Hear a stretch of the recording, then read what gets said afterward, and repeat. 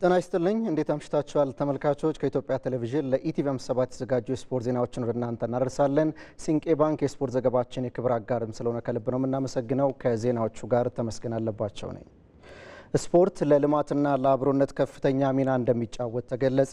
አምስተኛው ሀገር አቀፍ ስፖርት ለልማትና ለሰላም ቀን በኦሮሚያ ክልል ቄለም ወለጋ ዞን ደንቢዶሎ ከተማ በተለያዩ ሁነቶች እየተከበረ ይገኛል።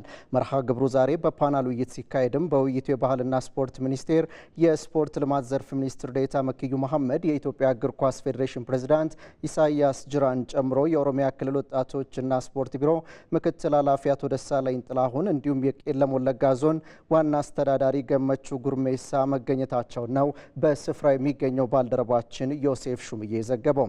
በውይይቱም ስፖርት ለጤንነት ለልማትና ለሰላም እንዲሁም ለአብሮነት ያለውን ሚና ለማጠናከር እንደሚሰራ ተገልጿል። ስፖርት ለሰላም እና ለአንድነት ያለው ፋይዳን የሚዳስስ ጥናታዊ ጽሑፍም ቀርቦ ሰፊ ውይይት ተደርጎበታል። የባህልና ስፖርት ሚኒስቴር የስፖርት ልማት ዘርፍ ሚኒስትር ዴኤታው መክዩ መሐመድ በዚህ ወቅት ባደረጉት ንግግርም ስፖርት ለሀገር ብልጽግና መረጋገጥ ሁለንተናዊ ሚና ይጫወታል ነው ያሉት። ስፖርት ለዘላቂ የሰላም መረጋገጥ ለልማትና ለአብሮነት እሴት መጎልበት ከፍተኛ ሚና እንዳለውም ጠቅሰው በዚህ ረገድም በሀገር አቀፍ ደረጃ የወንድማማችነት ትርክትን ከማጠናከር አንጻር ትልቅ ስራ መሰራቱን ተናግረዋል። ዘገባው የዮሴፍ ሹምዬ ነው።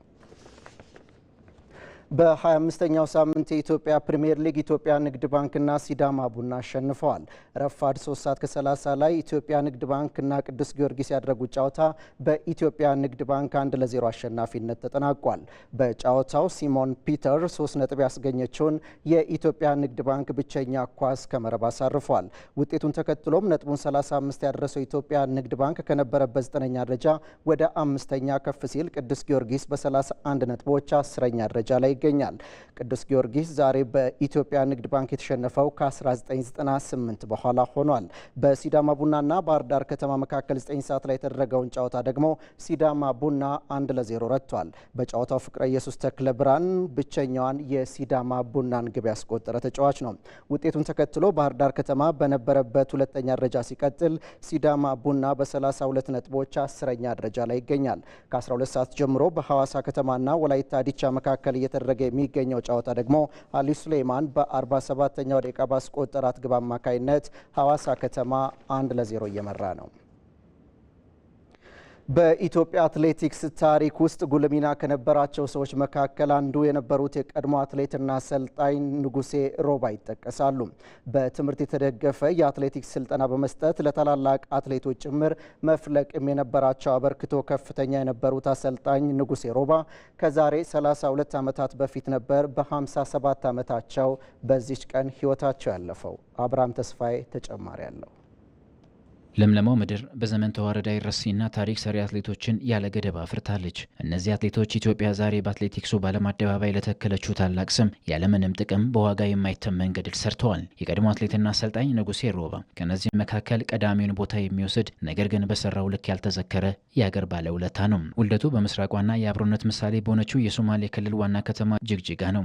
ዓመተ ምህረቱ ደግሞ 1928። ምንም እንኳን ውልደቱ በጅግጅጋ ቢሆንም እዛ ብዙም አልቆየም። ለተሻለ ትምህርት ሲባል ቤተሰቡ ወደ አዲስ አበባ ያመጡትና በተፈሪ መኮንን ትምህርት ቤት የመጀመሪያና የሁለተኛ ደረጃ ትምህርቱን ይከታተላል። ሰንጋተራ አካባቢ በሚገኘውና 1935 በተመሰረተው የቀድሞ የአዲስ አበባ ንግድ ኮሌጅ የከፍተኛ ደረጃ ትምህርቱንም ተከታትሏል። በኋላ ላይም በአትሌቲክሱ ለሀገሩ የበኩሉን ካበረከተ በኋላ ፊቱን ወደ አሰልጣኝነት ሲያዞር የሁለተኛ ዲግሪ ትምህርቱን በአሁኗ ቼክ ሪፐብሊክ ዋና ከተማ ፕራጋ ውስጥ በሚገኘውና 678 ዓመታት የመስረታ ዕድሜን በመያዝ የዓለማችን ቀዳሚው ዩኒቨርሲቲ በሆነው በቻርልስ ዩኒቨርሲቲ በስፖርትና አካላዊ ስልጠና ተምሮ ማጠናቋል።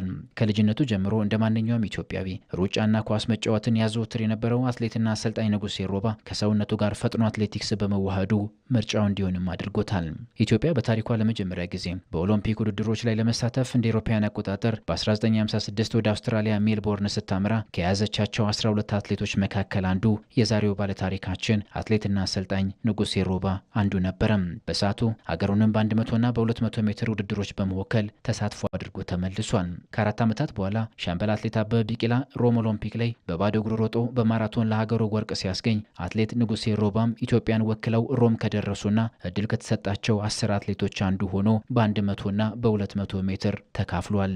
የቀድሞ አትሌት ፊቱን ወደ አሰልጣኝነት ካዞረም በኋላ ሀገሩን ከማገልገል አልቦዘነም። ከ1968ቱ የሜክሲኮ ኦሎምፒክ እስከ 1980ው የሞስኮ ኦሎምፒክ ድረስ የኢትዮጵያ ብሔራዊ አትሌቲክስ ቡድንን በረዥም ርቀት በአሰልጣኝነት በመምራት 6 ሜዳሊያዎችንም አሳክቷል። ከማርሽ ቀያሪው ምሩጽ ይፍጠር እስከ ማሞ ወልዴ፣ ከሸቱ ቱራ እስከ መሐመድ ከድር ድረስ ለውጤታቸው መቃናት አሰልጣኝ ንጉሴ ሮባ ሚናው ቀላል የሚባል አይደለም። ከሁሉ በላይ ኢትዮጵያን አትሌቶች በግላቸው በዓለም አቀፍ ውድድሮች ላይ ተሳትፈው እንኳን ለራሳቸው ለሌሎች የሚተርፍ ገንዘብ እንዲያገኙ በማድረግ የመጀመሪያው መንገድ ጠራጊው ሰው ነፍስ ይማርና አሰልጣኝ ንጉሴ ሮባ ነበረም።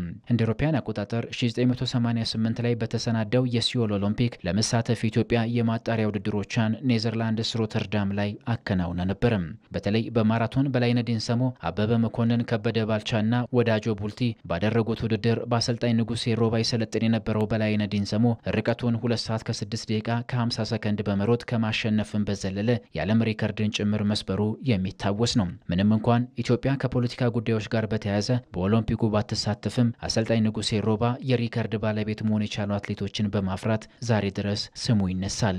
እንኳን ለአገሩ ለጎረቤቶቹ ሁሉ ይተርፍ የነበረው አሰልጣኝ ንጉሴ ሮባ ሙያው በኢትዮጵያ ብቻ ሳይገደብ ለአፍሪካውያን ተርፎ አህጉሪቷ ጀርመን፣ አውስትራሊያና አሜሪካ ላይ በተደረጉ ውድድሮች ለድል እንድትበቃ ሙያውን ያለስስትም አካፍሏል። አሰልጣኝ ንጉሴ ሮባ የ3ኤፍ ወይም የአፍሪካ አማተር አትሌቶች ፌዴሬሽንና የዓለም አማተር አትሌቶች ፌዴሬሽን አብይ ኮሚቴ በመሆንም በኃላፊነት አገልግሏል። ለአትሌቲክሱ ላበረከተው የላቀ አስተዋጽኦም የዓለም አትሌቲክስ የክብር ኒሻንና የዲፕሎማ ሽልማትም አበርክቶለታል። የኢትዮጵያ መንግስትም በሰዓቱ ትልቅ ቦታ የሚሰጠውን የጥቁር አባይ ሽልማት እንዳበረከተለት የታሪክ ማህደሩ ያወሳል።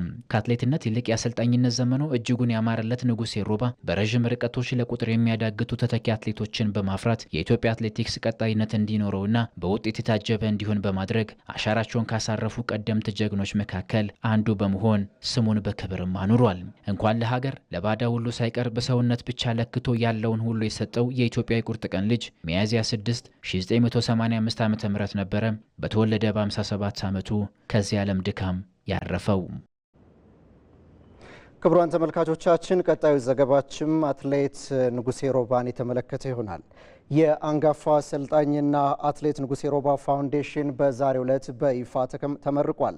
በኢትዮጵያ አትሌቲክስ ውለታ የዋሉ አንጋፋ አትሌቶችና አሰልጣኞች ይታወሱበታል የተባለው ፋውንዴሽን ዛሬ የተመሰረተ ሲሆን አትሌቶችን ለማቀራረብም የሚኖረው ፋይዳ ከፍተኛ ነው ተብሏል። አዲስ የሸዋስ ተጨማሪ ዘገባ አዘጋጅቷል። የአሰልጣኝ ንጉሴ ሮባ ታሪክ የኢትዮጵያ አትሌቲክስ ታሪክ ነው።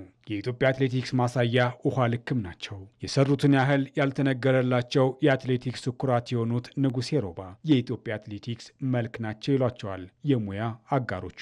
በኢትዮጵያ ስፖርት ላይ ያኖሩትን አሻራና ባለውለታነታቸውን በማስታወስ በ1956ቱ የሜልቦርን ኦሎምፒክ በአጭር ርቀት ተወዳዳሪ ሆነው ከአትሌቲክስ ጋር የተገናኙት ንጉሴ ሮባ ከሜልቦርን በኋላ ፊታቸውን ወደ አሰልጣኝነት በማዞር ሻምበል አበበ ቢቂላ፣ ማሞ ወልዴ፣ ምሩጽ ይፍጠር፣ አበበ መኮንንና ሌሎችንም ጨምሮ ለቁጥር የሚያዳግቱ ብርቅዬ የኢትዮጵያ ጀግኖችን አሰልጥነው የኢትዮጵያን ባንዲራ ከፍ አድርገዋል። የአሁኑ ዓለም አትሌቲክስ በቀድሞ ስሙ IAAF ስራ አስፈጻሚ ሆነው ኢትዮጵያን በዓለም አቀፍ ተቋም መወከል የቻሉት ንጉሴ ኢትዮጵያ የጀግኖች አትሌት መፍለቂያ እንድትሆን ፈርቀዳጅ በመሆን የማይተካ ሚና ተጫውተዋል። አሰልጣኝ ንጉሴ ለአትሌቲክሱ ያበረከቱት አስተዋጽኦ ከፍተኛ ቢሆንም ባለፉት ዓመታት እሳቸውን የሚያስታውስ ስራ ሊሰራ አልቻለም ነበር። አሁን ላይ ግን የኢትዮጵያ የቀድሞ አትሌቶች ህብረት አክሲዮን ማህበር አንጋፋውን አሰልጣኝ ለመዘከር በማሰብም ከባለቤታቸው ልዩ ወርቅ መንገሻ ጋር ፋውንዴሽን አቋቁሟል። በኦሮሞ ባህል ማዕከል በተከናወነው የፋውንዴሽኑ ምስረታ መርሃ ግብር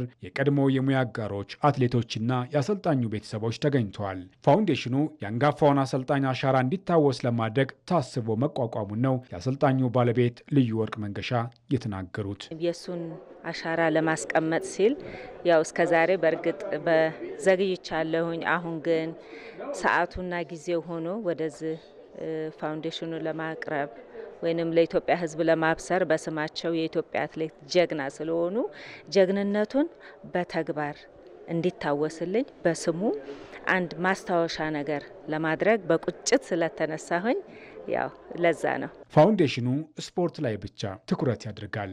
እድሜውን ሙሉ በስፖርት ዙሪያ ስለሆነ ያሳለፈው እኔ ደግሞ ያንን የሱን ራዕይ የሱን ለማከናወን የስራም እድልም ለመክፈት በዛ በስፖርት ደግሞ እንዲዳብሩ እንደገና ወጣቶች ህጻናቶች ቤተሰብ ይዞ በሚመጣበት ጊዜ ቤተሰብ ማረፊያ የሆነ ሻይ ቡና የሚደረግበት አድርጎ ልጆቻቸው ቴኒስ ቴብል፣ የመረብ ኳስ ጨዋታ፣ ሩጫ ያው ኢንዶር እንደተባለው በኢትዮጵያ ስፖርት ታሪክ ውስጥ ትልቅ ቦታ ያላቸውን ባለውለታ ለማስታወስ ይህ ፋውንዴሽን መቋቋሙ እንደ ሀገር ትልቅ መነሳሳትን የሚፈጥር ነው። እሳቸውን ማስታወስ ጠቅላላ የኢትዮጵያን ስፖርት ባለሙያዎች እንደ ማስታወስ ነው።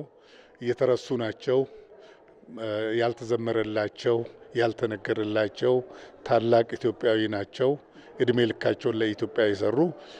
ስለዚህ በአሰልጣኝ ንጉሴ ሮባ ስም ፋውንዴሽን መቋቋሙ ትልቅ ቦታ የሚሰጠው ነው። እንዲህ አይነት ተቋማት ያለፈውን ታሪክ ለአዲሱ ትውልድ ለማስተዋወቅም ጠቀሜታው ከፍተኛ መሆኑን ነው የሙያ ባልደረቦቹ የተናገሩት። በታላላቅ ሰዎች ስም የሚቋቋም ፋውንዴሽን ያለፈውን ታሪክ የታላላቆችን ለወጣቱ ለማስተላለፍ የሚረዳ ነባሮችም የሚሰባሰቡበት ታሪክ የሚሰንድ የአገርን ገጽታ የሚጨምር ስለሆነ ጠቀሜታው እጅግ የጎላ ነው። የኢትዮጵያ የቀድሞ አትሌቶች ማህበርም በቀጣይ የአትሌቲክስ ሙዚየም ለመገንባት ለያዘው ራዕይ እንዲህ አይነት ፋውንዴሽን መቋቋሙ እገዛ እንዳለው የተናገሩት የቀድሞ አትሌት አበበ መኮንን ናቸው። ይሄ ፋውንዴሽኑ ብዙ ነገሮችን ይዞ ይመጣል።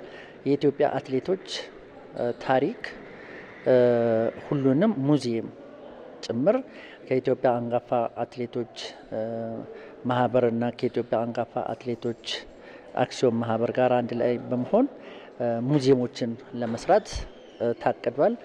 ይሄኛውንም እንግዲህ አንድ ላይ ሆኖ ተባብረን የኢትዮጵያ አትሌቶች ሙዚየም መሰራት አለበት። በቀድሞ ሀረርጌ አውራጃ የተወለዱት አንጋፋው አሰልጣኝ ንጉሴ ሮባ የዛሬ 32 ዓመት ነበር ህይወታቸው ያለፈው። የሪያል ማድሪድና አርሰናልን ጨዋታ የሚመሩት ዳኛ ይፋ ተደረገም። የአውሮፓ እግር ኳስ ማህበር የሪያል ማድሪድና የአርሰናልን ጨዋታ የሚመሩትን ዋና ዳኛ በዛሬው ዕለት ነው ይፋ ያደረገው። ፍራንኮይዝ ሌቴጌዜር በአውሮፓ ሻምፒየንስ ሊግ ሩብ ፍጻሜ መልስ ጨዋታ ሪያል ማድሪድ ከአርሰናል በሳንቲያጎ ቤርናቦ የሚያደርጉትን ተጠባቂ ጨዋታ እንዲመሩ ተመርጠዋል።